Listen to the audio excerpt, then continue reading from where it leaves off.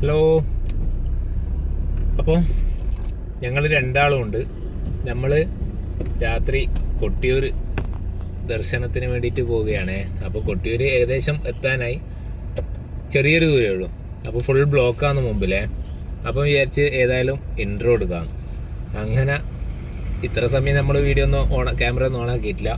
ഏതായാലും ഇവിടെ എത്തിട്ട് വെച്ചിട്ട് വരുന്ന വഴിക്കെല്ലാം നല്ല മഴയുണ്ടായിരുന്നു. ഇപ്പം ഏകദേശം എത്തി, പക്ഷെ ഫുൾ ബ്ലോക്കാ. ഇതിപ്പോൾ ശനിയാഴ്ച രാത്രിയാണ് നമ്മളിപ്പോൾ പോകുന്നത്. ഇനിയിപ്പോൾ 2-3 ദിവസം കൂടിയേ ഉള്ളൂ. അങ്ങനെ നമ്മൾ കൊട്ടിയൂരെത്തിയിട്ട് വണ്ടി പാർക്കിംഗ് ഗ്രൗണ്ട് കുറേ ഉണ്ട്. നമ്മൾ സാധാരണ എപ്പം വരുമ്പോൾ വെക്കുന്ന സ്ഥിരം ഉള്ള പാർക്കിംഗ് ഏരിയ തന്നെയാണ് വണ്ടി പാർക്ക് ചെയ്തത്. പാർക്കിങ്ങിന് 50 രൂപയാണ് ഫീസ് ചാർജ് ചെയ്യുന്നത്. അപ്പോൾ അവിടെയൊക്കെ ഫുൾ പോലീസും കാര്യങ്ങളും ഒക്കെ ഉണ്ട്. അപ്പോൾ ഇതാണ് കൊട്ടിയൂരിൻ്റെ പ്രവേശന കവാടം. അക്കരെ കൊട്ടിയൂരും നേരെ ഓപ്പോസിറ്റ് ഇക്കരെ കൊട്ടിയൂർ ക്ഷേത്രത്തിൽ എപ്പോഴും പ്രവേശനമുണ്ട്. പക്ഷേ അക്കരെ കൊട്ടിയൂർ ഈ ഉത്സവ സമയത്ത് മാത്രമേ ആൾക്കാർക്ക് പ്രവേശനമുള്ളൂ.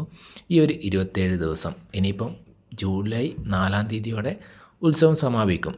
അപ്പോൾ ഈ ഒരു മാസത്തെ കച്ചവടം ആണ് ഇവിടെ പൊടിക്കുന്നത്.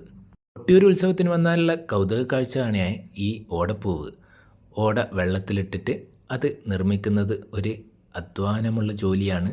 പിന്നെ അക്കരെ കൊട്ടിയൂർ പോകുന്ന വഴിയാണിത്. 2 സൈഡിലും ചന്തകളിൽ കച്ചവടം പൊടിക്കുന്നുണ്ട്.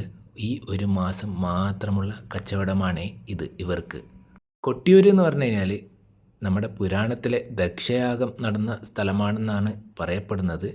അതുപോലെ തന്നെ ഇവിടെ ദക്ഷിണ കാശി എന്നും കൂടി അറിയപ്പെടുന്നുണ്ട്. നല്ല തിരക്കുണ്ട് ഇപ്രാവശ്യം. ബാവലിപ്പുഴ കടന്നു വേണം നമുക്ക് അക്കരെ കൊട്ടിയൂരെത്താൻ വേണ്ടിയിട്ട്. ഇപ്പം നല്ല പാലങ്ങളും ഒക്കെ ഉണ്ട്. ഇവിടെ ചെരുപ്പൊക്കെ നമുക്ക് സൂക്ഷിക്കാനുള്ള സ്ഥലങ്ങളൊക്കെ ഇവർ നിർമ്മിച്ചിട്ടുണ്ട്. ഇത്തവണ മഴ കനത്തത് കൊണ്ട് ബാവലിപ്പുഴയുടെ ഒഴുക്ക് ഭയങ്കരമായിട്ടുണ്ട്. സാധാരണ രീതിയിൽ നേർത്ത വെള്ളം മാത്രമേ ഉണ്ടാകാറുള്ളൂ മുൻകാലങ്ങളിലൊക്കെ നമ്മൾ കൊട്ടിയൂർ വരുന്ന സമയത്ത്. പക്ഷേ ഇപ്രാവശ്യം ഭയങ്കര ഒഴുക്കാണേ. സാധാരണ കൊട്ടിയൂർ വന്നാലുള്ള ദൃശ്യം എന്ന് വെച്ച് കഴിഞ്ഞാൽ ബാവലിപ്പുഴയിൽ കുറേ ആൾക്കാർ മുങ്ങിക്കുളിക്കുന്നുണ്ടാവും. പക്ഷേ ഇത്തവണ അത്തരം ദൃശ്യങ്ങളൊന്നും ഇല്ല. ബാവലിപ്പുഴയിൽ ഒഴുക്ക് ഭയങ്കരമാണേ. അങ്ങനെ നമ്മൾ അക്കരെ കൊട്ടിയൂരെത്തി. ഇത്തവണ നമ്മൾ രാത്രിയാണ് വന്നത്. സാധാരണ എപ്പോഴും പകലാണ് വരാറുള്ളത്. ഇത്തവണ രാത്രി ശീവേലി കാണാമെന്ന് വിചാരിച്ചിട്ടാണ് രാത്രി വന്നത്. അതേതായാലും നന്നായെന്ന് തോന്നി. കൊട്ടിയൂർ തിരക്കൊന്നുമില്ലാത്ത രീതിയിൽ നല്ല ദർശനം കിട്ടി. ഇവിടുത്തെ ശിവലിംഗം സ്വയംഭൂവാണെന്നാണ് വിശ്വസിക്കപ്പെടുന്നത്. ഇവിടുത്തെ പ്രധാന ചടങ്ങുകൾ നെയ്യാട്ടവും ഇളനീരാട്ടവുമാണ്. അതായത് വിഗ്രഹത്തിൽ നെയ്യഭിഷേകവും ഇളനീരഭിഷേകവും ചെയ്യുന്നതാണ്. നമ്മൾ വരുന്ന വഴിക്കൊക്കെ ഭയങ്കര മഴയായിരുന്നു. കണ്ണ് തുറക്കാൻ പറ്റാത്ത രീതിയിലുള്ള മഴ എന്ന് വേണമെങ്കിൽ പറയാം. പക്ഷേ കൊട്ടിയൂരെത്തിയ മുതൽ മഴ മാറി നിൽക്കുകയായിരുന്നു. തീരെ മഴയുണ്ടായിട്ടില്ല. അതുകൊണ്ട് തന്നെ നല്ല രീതിയിൽ ഇവിടെ സമയം ചെലവഴിക്കാൻ വേണ്ടിയിട്ട് കഴിഞ്ഞിട്ടുണ്ടായിരുന്നു. ദക്ഷയാഗം നടന്ന സ്ഥലമാണ് കൊട്ടിയൂർ എന്നാണ് വിശ്വാസം. പരമശിവനെ സതീദേവി വിവാഹം ചെയ്തതിൽ ഇഷ്ടപ്പെടാത്ത സതിയുടെ പിതാവ് ദക്ഷൻ 14 ലോകത്തെ ശിവനൊഴികെ എല്ലാവരെയും ക്ഷണിച്ച് യാഗം നടത്തി. ക്ഷണിച്ചില്ലെങ്കിലും സതീദേവി യാഗം കാണാൻ പോയി. അവിടെ വെച്ച് പരമശിവനെ ദക്ഷൻ അവഹേളിച്ചതിൽ ദുഃഖിതയായ സതീദേവി യാഗാഗ്നിയിൽ ചാടി ജീവനൊടുക്കി. പരമശിവൻ ഇതറിഞ്ഞ് കോപാകുലനായി ജട പറിച്ച് നിലത്തടിച്ചു. അതിൽ നിന്ന് വീരഭദ്രനും ഭദ്രകാളിയും ജനിച്ചു. ഒരു കൊടുങ്കാറ്റ് പോലെ യാഗശാലയിലേക്ക് ഇരച്ചുകയറിയ വീരഭദ്രൻ ദക്ഷൻ്റെ ശിരസറുത്തു. സതീദേവിയുടെ കത്തിക്കരിഞ്ഞ ശവശരീരവുമായി ശിവൻ സംഹാര താണ്ഡവമാടി.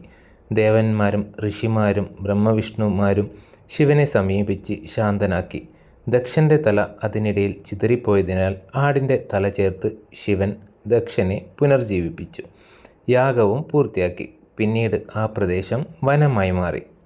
നമ്മൾ അക്കരെ കൊട്ടിയൂർ പോകുന്ന വഴിക്ക്, അതായത് ബാവലിപ്പുഴയുടെ തീരത്തുള്ള ഈ കല്ലുകൾ, ഇത് പലരും ഇവിടെ ഇങ്ങനെ കല്ലുകൾ പ്രാർത്ഥിച്ചിട്ട് അട്ടിക്കിങ്ങനെ വെക്കുന്നത് കാണാറുണ്ട്. അതിൻ്റെ പിന്നിലെ ഐതിഹ്യം എന്താണെന്ന് അറിയില്ല.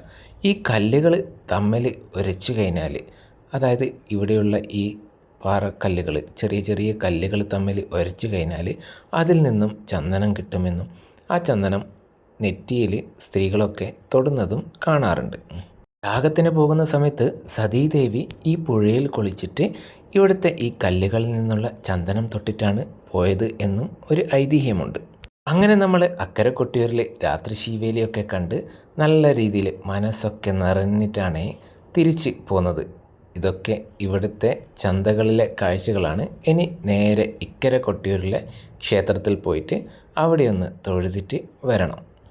ശീവേലിയൊക്കെ കഴിഞ്ഞ് വരുമ്പോഴേക്കും ഇക്കരെ കൊട്ടിയൂർ നടയൊക്കെ അടിച്ചിട്ടുണ്ടായിരുന്നു. നമ്മൾ പുറത്തുനിന്ന് പ്രാർത്ഥിച്ചിട്ട് പുറത്തൂടെ പ്രദക്ഷിണമൊക്കെ കഴിഞ്ഞിട്ടാണ് തിരിച്ച് വീട്ടിലേക്ക് മടങ്ങിയത്. അപ്പോൾ ഇന്നത്തെ വീഡിയോ എല്ലാവർക്കും ഇഷ്ടപ്പെട്ടു എന്ന് വിശ്വസിക്കുന്നു. മറ്റൊരു വീഡിയോ ആയിട്ട് വീണ്ടും കാണാം.